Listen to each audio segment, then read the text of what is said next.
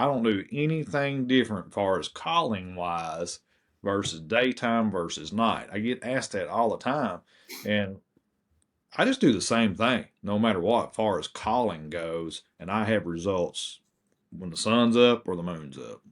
Yeah. So, I'm the same way. And I mean, what's funny is I've thought about it. At night, I'm calling just like I would during the day.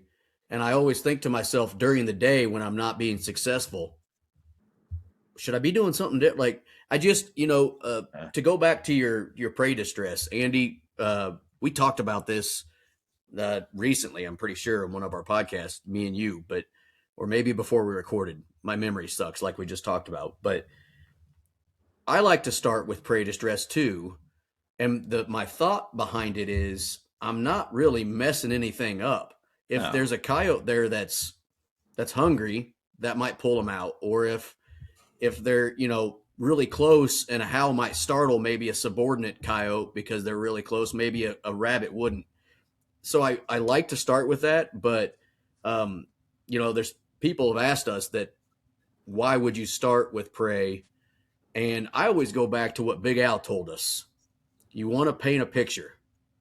So if I start with, let's say, baby cottontail, like you did this morning, 3 minutes, and then right after that go into a howl. I mean, it kind of seems like a coyote just killed a rabbit to a yeah. coyote that's in the woods, doesn't it? That Well, I mean, so I mean, there's one thing about you'll see people every once in a while because I'm pretty big on talking about sequences. I really am, mm-hmm, and because I like painting that picture. I like that progression of things that probably could have happened in the woods or in the field or whatever. But there'll be some people like, well, you ain't got to play a sequence. It's just randomly play all this stuff, and you're just looking for a trigger, and Right. that's true. it's That's true. true because you might have to play through a range of different sounds, and a coyote might listen and hear every single one of them, but it might be that third, fourth, or fifth sound that you play that actually triggers them to come in. But the way I look at it is when it comes to a sequence, just look up the definition of it. It's, a sequence. If you play more than one sound, It's a sequence. you play the sequence. And that That's true. sequence might as well make sense, right? And plus, it's easier to keep up with. Why would also hit a rabbit, hit a howl, hit a raccoon distress. Maybe I'll hit a fox distress. I'm going to play a female whimper. I want to play, why have it unorganized?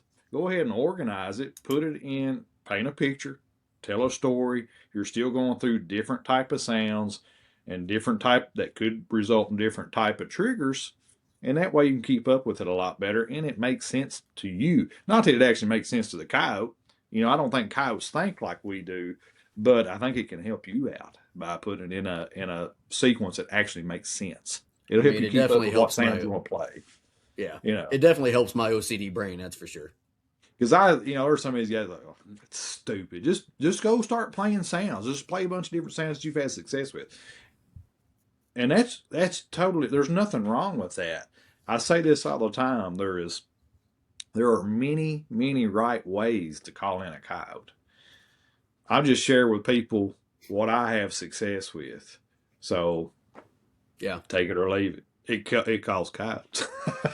And I